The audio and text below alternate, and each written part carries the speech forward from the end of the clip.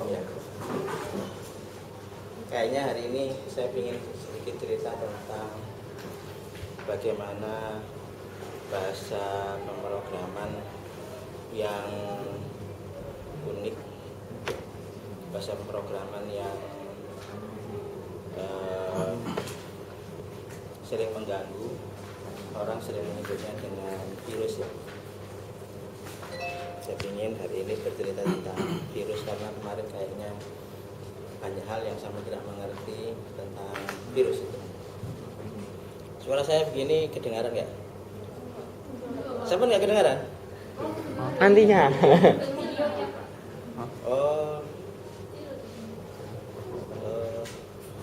Sampai edit aja nanti audionya bisa. Oke, saya cerita tentang virus. Apa itu virus ya? Atau ada yang pernah tahu atau yang pernah sering kena virus? Hehe. Cuman, juragan virus. Komputernya kandang virus ya? Iya, Pak. Apa? Bisa masukin ke kamu langsung. Ya, gini. Virus, ketika kita berbicara virus, sebenarnya virus itu awalnya adalah program game ya. Jadi dulu itu, saya nggak perlu mencatat, letakkan bolpennya masing-masing. Saya tidak mengajari seorang sekretaris. Sampai paham, sampai renungkan. Ini kan ada rekaman ya, sampai ulang-ulang 7 kali nanti kan sampai hafal apa yang saya katakan. Ya. Jadi dulu pertama kali program virus itu adalah pertandingan yang ada di salah satu perguruan tinggi di Amerika sana. Pertandingan dari para programmer untuk membuat game. Sebenarnya awalnya begitu.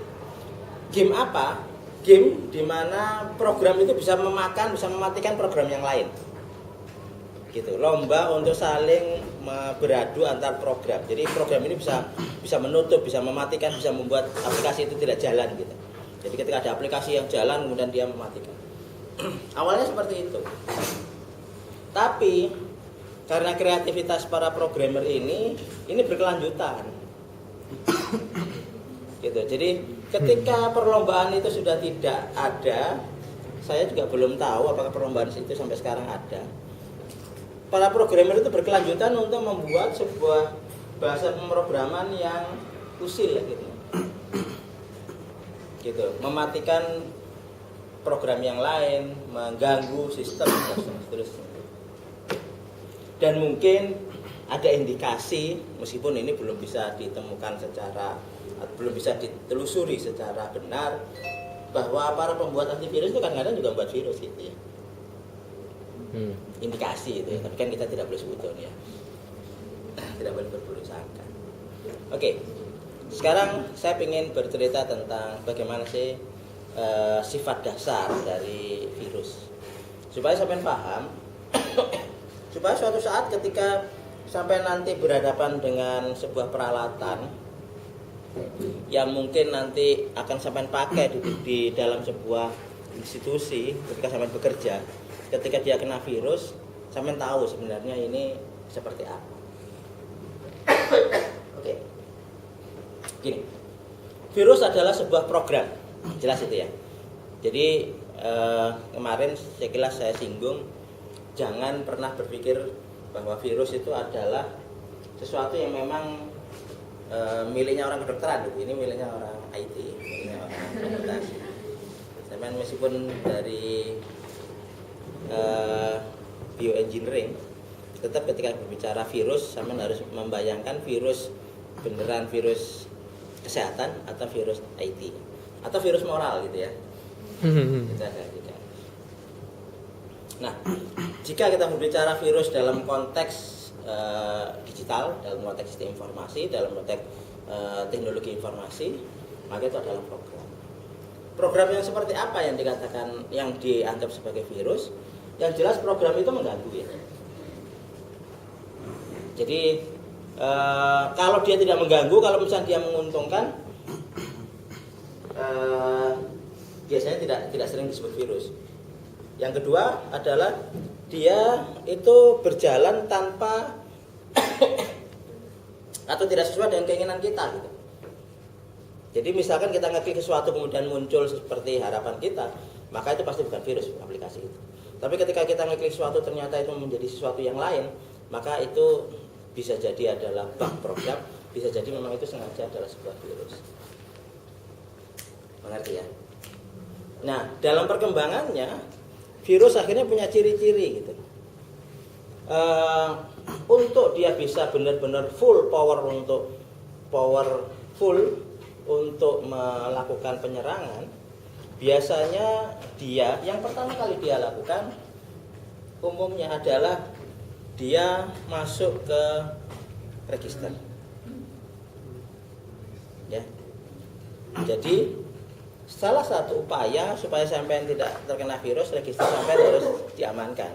Ada beberapa aplikasi yang menjaga. Jadi ketika ada aplikasi yang menulis di register, maka register itu akan mengatakan ini benar nggak menulis ke register. Apa itu register? Ayo saya ceritakan sebentar supaya sampean paham virus seperti apa. Jadi gini, ketika operating system itu berjalan, begitu ya. Oke, kita fokus ke Windows yang sering kena virus itu ya. Ketika operating system itu berjalan di awal, ketika sampai booting, maka yang terjadi dia di awal itu kan mesti belum masuk ke semuanya Windows ya. Jadi yang dilakukan awal itu pertama kali apa? Dia membaca semua list di register, semua tulisan. Sebenarnya register itu hanya sebuah teks yang isinya adalah informasi-informasi. Informasi apa? Ini informasi penting. Informasi apa yang harus dijalankan di awal kali Windows berjalan. Di awal kali operating system berjalan. Jadi di situ ada konstanta-konstanta, ada ID register, ada posisinya, ada macam-macam di situ itu informasi-informasi tentang apa yang harus dijalankan lebih dulu, apa yang harus dieksekusi ada di sana. Mengerti? Nah, ada beberapa kelemahan ya di dalam operating system. Ya, yang saya sering lihat itu Windows kadang-kadang memang sering lebay ya. Lebay itu maksudnya begini. Monggo. Jadi ketika suatu saat sampean itu nginstall Adobe Photoshop. Padahal pada hari ini sampean tidak sedang pingin menjalankan program Adobe gitu ya. Tapi sejak awal karena sudah tertulis di register, itu sudah terload mantranya, DLL-nya, kernelnya, fungsi-fungsi dasarnya sudah di-load. Jadi ketika suatu saat ketika sampean ngeklik itu sudah tidak perlu nge-load DLL-nya lagi. Paham? Sehingga kadang-kadang ketika kita nge-load sebuah Windows itu di beberapa sampean itu mungkin berbeda. Misalkan sampean punya Windows A, ya sebelahnya punya Windows B, punya Windows C, atau sama-sama Windows A, itu memori yang dibutuhkan berbeda-beda. Tergantung daripada sampean menginstal apa yang ada di register.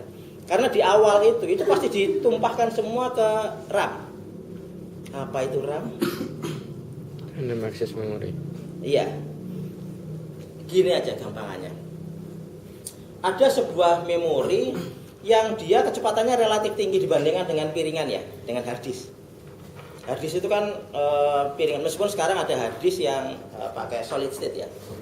Jadi yang kayak flash disk gitu. Kalau flash disk itu kan nggak ada piringannya, teman nggak pernah mendengar ada sebuah flash disk bunyi. Kalau flash disk sampai bunyi itu ada hantunya.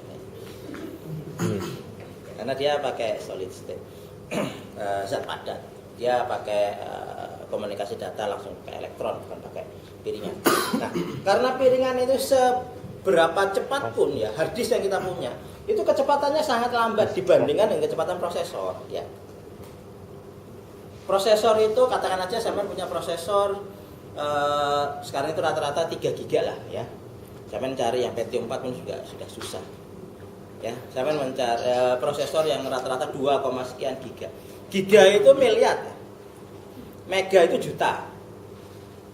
Artinya apa? Artinya dalam 1 detik sampai bisa mengoperasikan itu sampai miliaran clock. Anggap saja satu perintah 10 clock.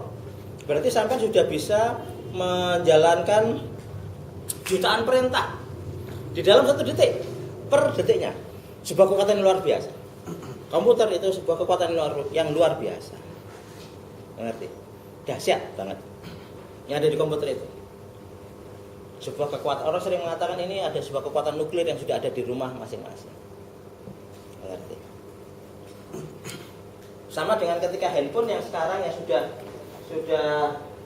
prosesornya sudah tinggi, pokoknya satuannya giga itu miliar. Artinya dalam 1 detik dia sudah bisa memberikan instruksi. Kalau misalnya instruksi itu satu clock saja, maka ya miliaran instruksi per detik atau jutaan instruksi per detik. Oke. Prosesor begitu tingginya, hard disk tidak sanggup untuk mengawal si prosesor tadi. Jadi akhirnya prosesornya meskipun katakan aja misalkan memori sampai di sebagian ada di hard disk, maka nggak ada gunanya kecepatan prosesor sampai yang tinggi. Karena prosesor pasti akan nunggu. Kecepatan hard disk itu paling nggak read and write sekitar paling buanter 500 mega, ya. Itu nggak sanggup menandingi miliar data, 500 juta, nggak sanggup. Jadi ketika prosesor mau ngambil data ke hard disk, itu seringkali harus nunggu. Ketika prosesor nunggu, apa gunanya prosesor itu dipercepat gitu? Kalau misalnya hard disknya nggak kuat. Gitu.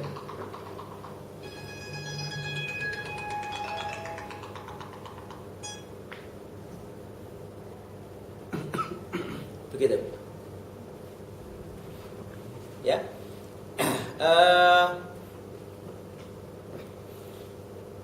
Maka untuk itu dibutuhkanlah sebuah RAM. Maka untuk itu dibutuhkanlah sebuah tempat di mana aksesnya bisa lebih cepat dibandingkan dengan hard disk. Maka itu yang disebut dengan RAM tadi. Saya terima dulu ya.